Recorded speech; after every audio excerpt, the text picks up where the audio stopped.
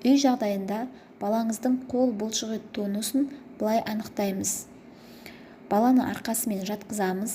Жатқан қалпында қолының қалпын бағалаңыз. Қолы шынтақ буынында бүгулі ма, жоқ па? Кеудеге жақын қояды ма? Саусақтары басты жиналған ба? Жұдырығын түйген қалыпты ма, жоқ па? Жұдырығы қиын ашылады ма? Қолын шынтақ буынында ашып, қайта жабамыз.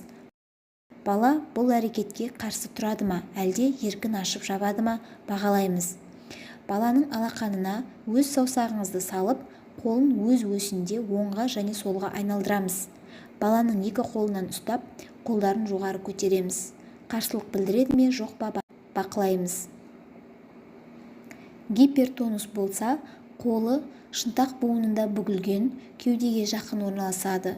Саусақ бастары жиналған, жұдырығы түйілген болады. Жұдырығын ашу қиынға соғады.